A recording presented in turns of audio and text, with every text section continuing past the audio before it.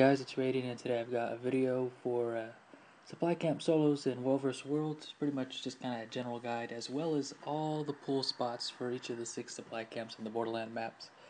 This is South-South camp on my warrior with Berserker gear.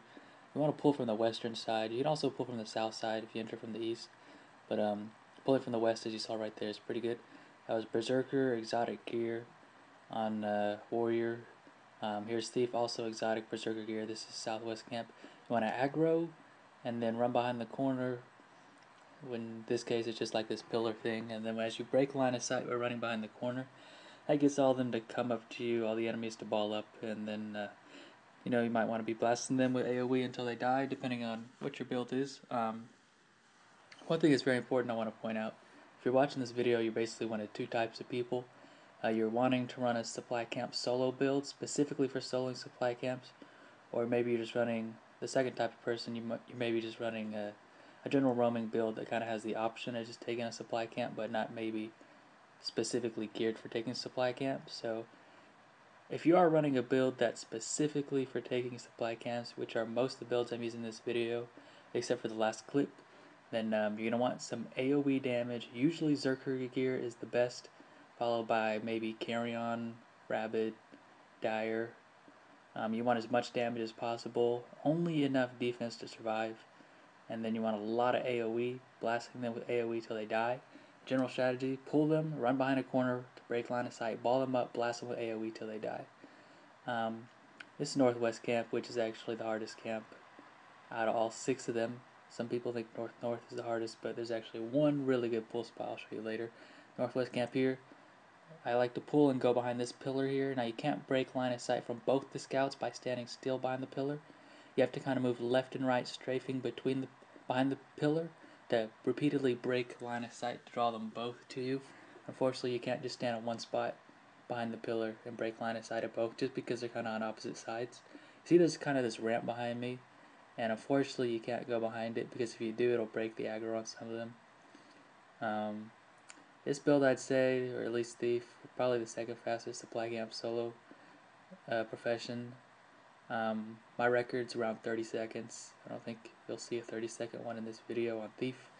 Warrior, my record's around 7 seconds. The first one was 9. That's from first hit to last. Next one after this is going to be Engineer after this. When you're running a condition build, which you're going to see now, you want to use the plus 40% condition duration food. On Engineer, I like to run grenades and the bombs, and just drop them to do a lot of area effect damage. The radius on them is pretty nice, and you really want to make sure you're kiting as you're doing this, which unfortunately I didn't really do at the start all that much. The reason why kiting works, and it's really mandatory for Engineer, you can't really just take a lot of damage, you're going to die, and then because your area effect skills have like a decent radius and you kind of drop them or throw them, you can run and then like hit them as you're running, and that's pretty much mandatory for Engineer. You got to be able to learn how to do that. So yeah, pretty good world experience if you're on Warrior. I flipped 6 supply camps in 10 minutes, that's my record, and around 3 world ranks per hour at the most. On average it's going to be around 2. I'd highly recommend popping the birthday bonus with that. And basically, you run Warrior, fastest moving build in the game. Great Sword, Sword, Warhorn, Bull's Charge, 20% recharge reduction on the Great Sword skill. Okay, here's Sally's camp, and you're going to notice it has both Doliacs, which of course makes it harder, because now there's 7 enemies instead of 5, and my Great Sword only hits up to 5, obviously, as does all area effect damage, and now there's an enemy not being hit because he's hitting a Doliac, or maybe the Doliac's not being hit. I want to slow it down now, and here's where I mess up. I want to show you guys where I mess up, so you guys can learn from this. Right there, from the scout, you saw the black powder, so that's blinding me every second, and that's causing my 100 blades to miss. That's one thing you have to figure out how to deal with when you're running a supply camp solo build, is that the scout will fire black powder, so it'll shoot you from like 900 and then blind you with that shot, but then it'll make the blinding field on the scout, which in this case was right next to me, and it'll pulse every second for like 4 seconds. So for this build I have Berserker stance, which is like 10 seconds immune to conditions to deal with it, but as you saw there, After the 10 seconds was up, then I started getting blinded and didn't kill quick enough. Here's actually a fully upgraded supply camp. This is North-North, and by the way, the previous one was Southeast camp. This is North-North. It's fully upgraded. Usually you don't want to be taking them all at once when it's fully upgraded, but I wanted to see if it was possible. This was actually the first time I did it. Unfortunately, I go down in like second chance or whatever, but I get back up. Oh yeah, another thing about soloing supply camps. The supply camp becomes aggroed, or excuse me, the supply camp becomes contested the second that the supervisor is aggroed. So once he moves or even like attacks or anything, takes damage, the supply camp is now contested. The stores will pop up in 30 seconds, and that's what the enemy team, of course, sees to try to repel it. You can kill a scout if you can pull like a scout or something without aggroing the supervisor. You can actually like kill a scout and won't even contest the camp, and that's actually something good to do if it's already buffed. Now north camp, you want to be watching for this soldier. Soldier is on the west side of the map. Then cut off him from the ring, like see right there, and now hitting him with my great sword, and I kill him. See how he's not able to contest the ring? That'll get me the capture quicker. And now I'm on Guardian. This is an absolutely horrible build. So you already saw all 6 supply camps. I'm back at South.